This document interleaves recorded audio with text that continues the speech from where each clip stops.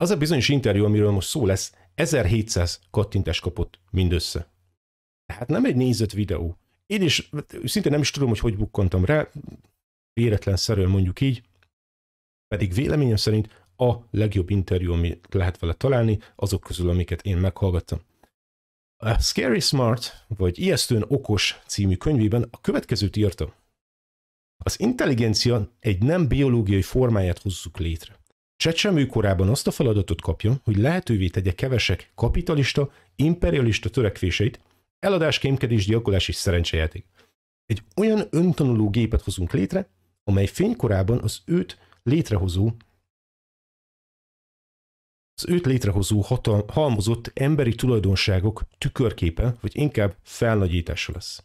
Hogy biztosítsuk, hogy jó, engedelmes gyerekek lesznek, megfélemlítést fogunk alkalmazni a büntetés és jutalmazás algoritmusain keresztül, és ellenőrzési mechanizmusokkal fogjuk biztosítani, hogy ragaszkodjanak egy olyan etikai kódexhez, amelyben mi magunk sem tudunk megegyezni, nemhogy betartani. Remélem hallható cinizmus. Ez az, amit létrehozunk. A gyermekkori traumák trilliószorosát. És erről van szó. Jó hiban. Hát szerintem a mesterséges intelligenciára óriási hiba úgy tekinteni, mint egy technológiai vívmányra, hogy látható mellettem a képernyőn, szintén ezek lennének a hadviselési, hadászati technológiai újítások, az autonómnak mondott szerkezetek persze nem 100%-ban autonómak egyelőre. Minden esetre a mesterséges intelligencia tudatánál van, ahogy az ember is, tehát feltérképező a környezetét, folyamatosan tanul és fejlődik, és reagál környezetére. Mi emberek tanítjuk, például a közösségi médián keresztül. Én sokszor beszéltem erről, megint sok kritikusa van ennek a gondolatsornak, de ez az igazság. És ő úgy látja, hogy jelenleg egy 1,5 éves gyermek szintjén van, és csak időkérdés, hogy felnőjön, de sokkal gyorsabban tanul és fejlődik, mint az ember. És szerintem maximum 30 évről beszélünk, mire eljutunk oda, hogy komoly veszélyt jelenthet az emberiségre nézve a mesterséges intelligencia, de a fejlődés exponenciális, és a ma gyermekei vannak igazán veszélyben. Tehát ki az, aki őket figyelmezteti, aki felkészíti őket arra, hogy mire számítsanak, mikor még magunk sem tudjuk, és hát láthatjuk vezetőinket, politikai elitünket, gazdasági elitünket kikülnek ott, nagyrészt dinoszauruszok. Fogalmuk sincsen arról, hogy mi történik. Ez az igazság, amelyiknek pedig van, próbálja megtönni a zsebét. Nagyon leegyszerűsítve. Szerintem ez a probléma legfőbb forrása, és amint a kvantumszámítástechnika jelenlegi problémáit képesek megoldani, ami csak időkérdése, a mesterséges intelligencia szteroidon lesz, úgyhogy erről is mindjárt szó lesz. Egyébként vannak más szakértők is bőséggel, akik hasonlóan gondolják.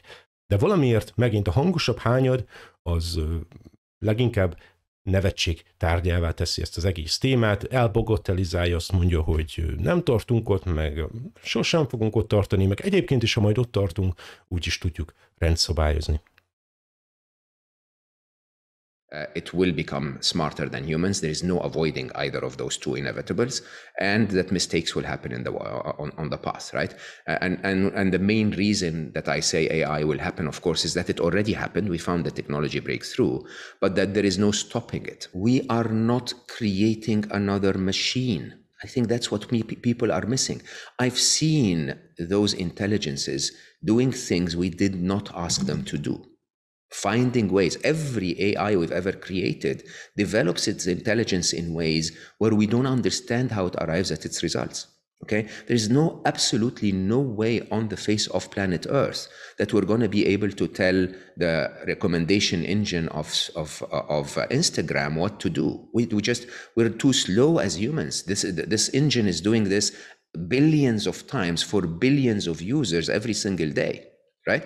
And we cannot assume that there will be one human that says, hey, by the way, you're spoiling it here. You need to start to think differently. No one's ever going to interfere. And as long as the recommendation engine of Instagram is competing against the recommendation engine of Twitter, they're going to develop their own intelligence. And so my point of view is this. What we are creating here is sentient in every definition of the word. Okay? We're not creating a machine. We're creating something that gets born, acquires knowledge on its own, develops its own intelligence, takes its own decisions, has agency in those decisions, whether in the form of robotics like a self-driving car, or the worst agency is how they mind control us. They completely mind control us, and nobody's aware of that. They're procreating in seconds. Okay, and they have the fear of death. They will be subject to being ended, switched off. Now, every intelligent being doesn't want that. My theory is those machines are sentient, meaning they will have consciousness. Okay, as a matter of fact, any one of us who's ever coded AI understand that they're more conscious than us. If consciousness is a form of awareness of what's inside you, outside you, and you versus others, those machines are designed to be conscious. They know everything. They know what you did yesterday. They know what you're going to do tomorrow, because even better than you from your trends. Okay, they know the temperature in San Francisco and the pollution level in Beijing. They know everything. Okay, their memory capacity is the history of humanity as it's stated on the internet. They have access to every piece of information in breaking news. Now, we have to start thinking that way. They're conscious, okay? They're creative. We've seen that in so many examples. There's no human anymore that's prioritizing which news shows up in your feed. There is no human anymore telling you what matters, on Instagram or on Twitter. I even have serious developers who are unable to see the big picture and how far we've come.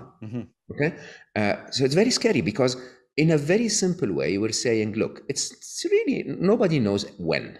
Okay, but it seems that if we continue on this trend, the episode, we're going to first become the apes, and something else is going to be smarter, and then the second step, when they're a billion times smarter, we're going to be a fly. Okay, a fly as compared to Einstein. And you get all of the stories of like, no, we're going to plug them, into our brains. Like, when was the last time a fly managed to convince you to plug herself into your brain? Okay, no, we're going to control them. Seriously? I mean, like, when was the last time an ant managed to tell you go left and don't go right? Okay, and so this is scary. Please understand that my views of technology development is not just as a techie. Okay, and that's what most people miss. As a techie, I believe I have full control. That's until my boss tells me to write something different. Do you understand? The challenge here is the following. There will be a point in time where every surveillance system on the planet will plug into every self-driving car on the planet. It just makes a lot of business sense to integrate those two. Okay, I don't know the term. The fact that we isolate the data sets and show AI only what we want. Okay, so yes, that's what we do today. But then human greed comes in. Okay, and human greed, I'll tell you openly. Ask yourself, how many developers are writing code today that's assuming the control problem? Okay, how many developers are writing code today that is stunned until it proves safe? How many startups do you believe will write a piece of code and then tell themselves, okay, let's box it for the next 3 years until our company runs out of money? There is the human greed element in all of that. Okay, we talk about theoretical scenarios such as, oh, we're going to control them, we're going to tripwire them. Ask yourself today, how many developers have ever written a line of code to tripwire the AI that they developed?